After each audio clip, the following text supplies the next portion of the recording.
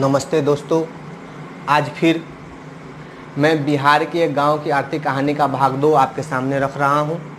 इसमें मैं आपको उत्पादन के बारे में बताऊंगा। उत्पादन आखिर होता क्या है। जैसे ही हम उत्पादन सुनते हैं हमें लगता है कि जैसे किसी वस्तु का निर्माण हो, तो भौतिक वस्तु का निर्माण करना उत्पादन है, ऐसा नहीं है। हम किसी भौतिक वस्तु का निर्माण कर ही नहीं सकते। जितनी भी हमारे पास जो प्राकृतिक वस्तु हैं, जो भी प्रकृति ने हमें वस्तुएं दी हैं, या जो भी हमारे पास वस्तुएं हैं, उन सब को हम अपनी आर्थिक क्रियाओं द्वारा हम क्या कर सकते हैं कि उसका समय, रूप, आकार और स्थान बदलकर उसे उपयोगी बना सकते हैं। और उसकी उपयोगिता को ही हम उत्पादन कहते हैं। उपयोगिता का सृजन करते हैं। उपयोगिता का सृजन करना ही हमारे लिए क्या है? उत्पादन। उत्पादन के बारे में हम बता सकते हैं कि उत्पादन किन वस्तुओं का किया जाए, किन किन वस्तुओं का उत्पादन और कैसे हम कर सकते हैं उत्पादन। तो उत्पादन करने के लिए हम उत्पादन के साधनों का प्रयोग करते हैं। उत्पादन के साधन क्या हैं कि वैसी वस्तुएं जो उत्पादन करने में हमारी सहायता करें, उन्हें हम उत्पादन का साधन कहते हैं। उत्पादन के साधन के लिए मुख्यतः 5 वस्तुएं हैं: भूमि, श्रम, पूंजी, संगठन और साहस। इन 5 वस्तुओं को मिलाकर ही हम किसी वस्तु का उत्पादन कर सकते हैं। इन 5 चीज़ों को मिलाकर, इनमें से किसी एक चीज़ की कमी हो जाने पर हम उत्पादन नहीं कर पाएंगे। सबसे पहली वस्तु है भूमि। भूमि, जैसे ही हम बोलते हैं भूमि, हमारे दिमाग में आता है कि धरती का ऊपरी सतह जो है वही भूमि। ऐसा नहीं है। हम भूमि को अर्थशास्त्र में एक विस्तृत रूप में लेते हैं। भूमि का अर्थ होता है प्राकृतिक प्रदत्त वो सारी मुफ्त वस्तुएं जो हमें उत्पादन करने में सहायता करती हैं, जैसे कि जंगल, जैसे पानी, हवा, समुद्र, नदियाँ, झील, पहाड़, खनिज, ये सारी वस्तुओं को भूमि के अंतर्गत लिया गया है। प्रोफेसर मार्शल ने कहा है कि भूमि वो सारी प्राकृतिक मुफ्त वस्तुएं हैं जिससे हम अधिक से अधिक उत्पादन कर सकते हैं। भूमि क्या है कि एक निष्क्रिय लेकिन मौलिक साधन है। भूमि कोई निष्क्रिय कहने का मतलब कि कोई कार्य नहीं करता है, पर बिना भूमि के कोई उत्पादन भी नहीं हो सकता है। बिना भूमि के न हम खेती कर सकते हैं, न कारखाना लगा सकते हैं, न उद्योग लगा सकते हैं, न विद्यालय बना सकते हैं, न घर बना सकते हैं। तो बिना भूमि के हम कोई भी काम नहीं कर सकते हैं। इसलिए ये क्या, मौलिक तो है पर निष्क्रिय। अब ध्यान देने वाली बात क्या है कि भूमि स्थिर। स्थिर कहने का मतलब कि जितना भूमि आज से 1000 वर्ष पहले था, आज भी उतना ही भूमि, पर जनसंख्या बढ़ गया। अब जनसंख्या बढ़ जाने के कारण खेती करने वाले जो भूमि, हम गांव के समस्या के बारे में पढ़ रहे हैं, गांव के आर्थिक बारे में पढ़ रहे हैं, तो गांव में ज़्यादातर लोग खेती क्या करते हैं, उनका काम है खेती करना। तो खेती करने में वो ज़्यादातर खेत का प्रयोग करते थे, लेकिन आज जनसंख्या बढ़ गया है। किसी के पास 10 हेक्टेयर ज़मीन था तो वो आज बढ़ के 1-1 हेक्टेयर हो गया है।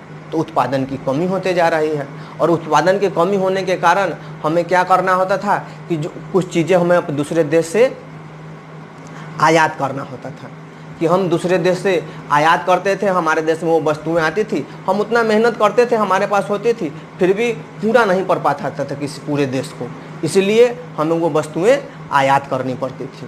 तो भूमि को जब हम आयात करने लगे, भूमि जो हम आयात करने लगे दूसरे देशों से, तो हमारे देश के नेता ने सोचा, हमारे देश के जो वैज्ञानिक थे उन्होंने सोचा कि क्यों हमारे पास भूमि अधिक है, हमारे पास लोग अधिक हैं, फिर भी हम क्यों आयात करें किसी वस्तु को। तो उन्होंने 1960 के दशक में हमारे यहाँ हरित क्रांति आई, और 1966-67 में HYVP के अंतर्गत अच्छे बीज बनाए गए जो ज़्यादा से ज़्यादा उत्पादक थे।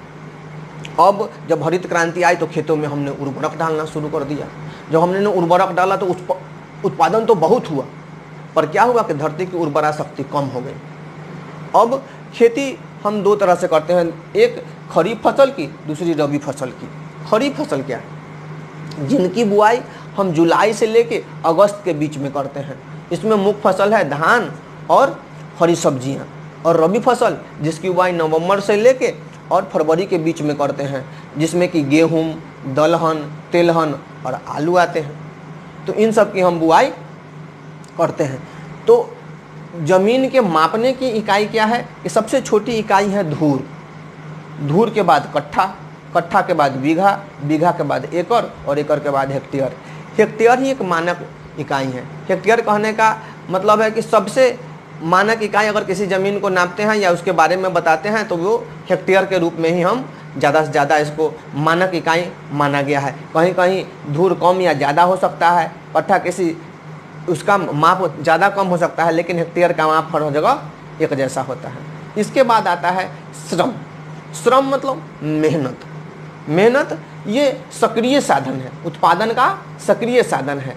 इसमें किसी भी तरह से हम मेहनत करें, या तो वो शारीरिक मेहनत हो या मानसिक मेहनत हो।